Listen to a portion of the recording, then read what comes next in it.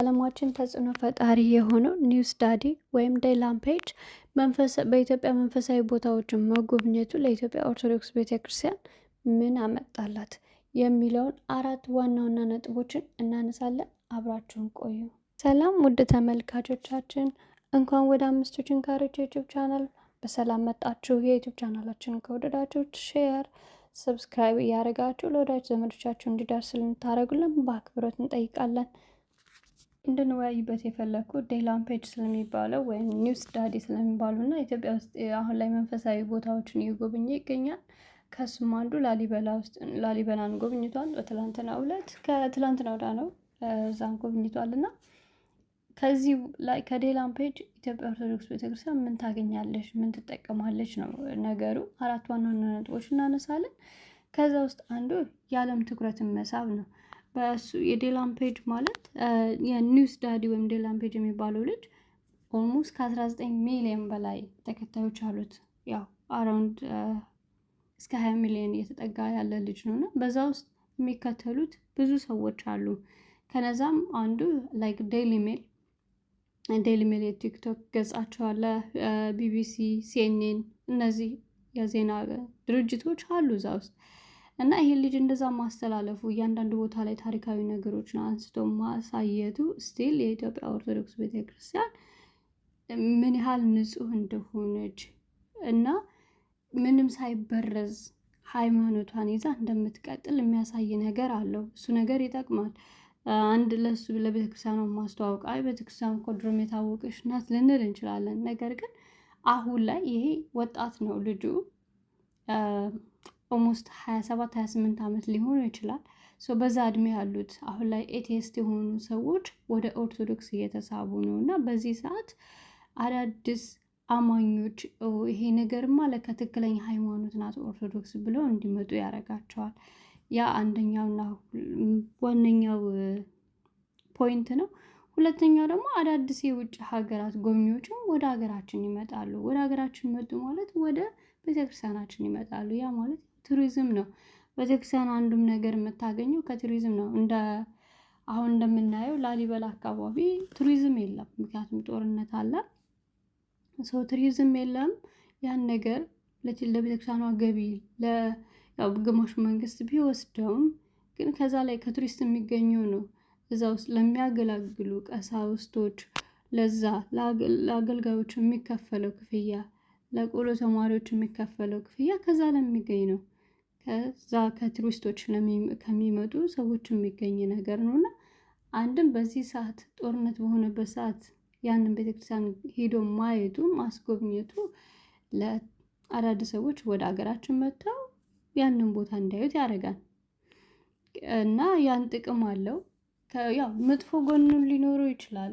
ግን አሁን ይሄ ልጅ የልጁን ባክግራውንድ ብናጠናው ምናልባት መጥፎ ጎን ሊኖረው ይችላል። ስርዓቱን ያልጠበቀ መንገድ ሄዶ ሊሆን ይችላል። ግን ከዛ ይሄንን እኛ ስለምናውቀው ኦኬ እንደዛ ልንቃወሙ የምንችልበት አንዳንድ መንገዶች ሊኖሩ ይችላሉ። ግን አንዳንዴ ደግሞ የማናውቃቸው ሰዎች ለሀገራችን ዝም ብለው መጥተው ጎብኚው ነው ማናውቃቸው ምን ይሁን ማናውቃቸው ግን ጎብኝተው ትሄዳሉ ማለት ነው።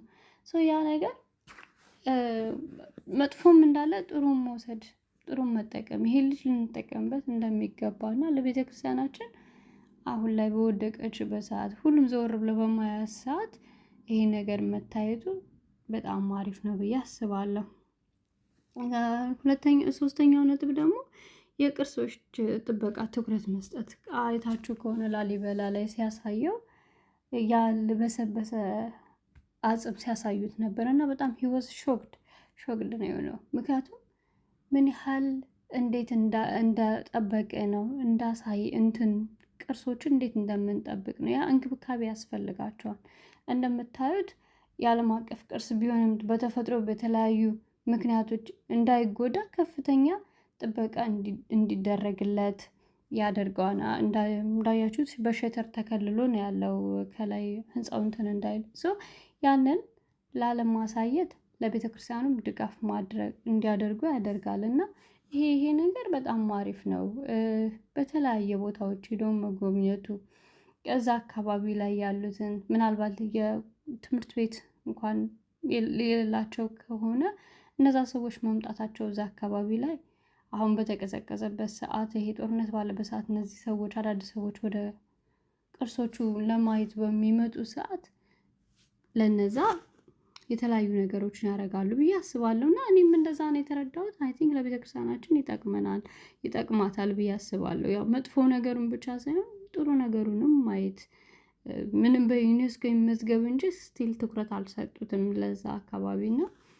እነዚህን ሰዎች ማሳየታቸው አሪፍ ነው ብዬ አስባለሁ። አንድም ደግሞ እንደምታውቁት ከዚህ በፊት አይሾስፒድ መጥቶ ነበረ። ያም መምጣቱ በጣም ብዙ በሚሊዮን ተከታዮች አሉ። ያም በዛ ውስጥ በመጡ ሰዓት አይሾስፒድም ሲመጣ ወደ ሀገራችን ሲገባ ስላሴ ጎበኛ አሳየ። ያም በቃ ይሄ ማለት ኢትዮጵያ የክርስቲያን ደሴት እንደሆነች ስቲል እንደሆነች ማሳያ ነው። ኦርቶዶክሳውያን እምነታቸውን፣ ባህላቸውን፣ ካልቸራቸውን ይዘው እንዳሉ ማሳያ ነው። በዓለም ላይ አሁን ኦርቶዶክስ ሲባል ራሽያ ነች የምትታሰበው እና ከኢትዮጵያ ደግሞ ይሄ እንዳለ ማሳያ ነው። አንድም ባይብላችን እኛ ኦርቶዶክስ ክርስቲያኖች መጀመሪያ ባይብልን ክርስትናን ሀብለን የኦሪትን ሕግ በልባችን ያስቀመጥነው እኛ ኦርቶዶክሳውያን እስከሆንን ድረስ ይሄንን ነገር ለዓለም ማሳየት እግዚአብሔር የለም ብሎ ለማያምኑ ሰዎች እግዚአብሔር እንዳለ እስቲል አሁንም እንደሚሰራ ወደፊትም እንደሚሆን ማሳያ ነው ማለት ነው።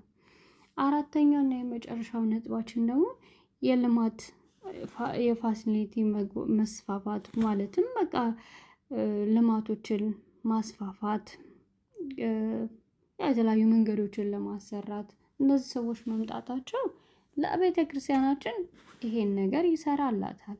እኛ በአግባቡ ከተጠቀምንበት የምናስጎበኛቸውን ግዕዛችንን በግዕዝ የተጻፈውንም ማሳየት፣ የግዕዝ ጽሑፋችንን ማሳየት፣ ቋንቋችንን እንደዚህ የምናሳይ ከሆነ መጽሐፍቶቻችንን በዓለም ደረጃ በዩኒቨርሲቲዎቻቸውን አስቀምጠው ያሉትና ይሄን ነገር ለኛ ማሳየታችን ለቤተ ክርስቲያናችን በጣም እጅግ ጠቃሚ እጅግ ሳቢ ነገር ነው።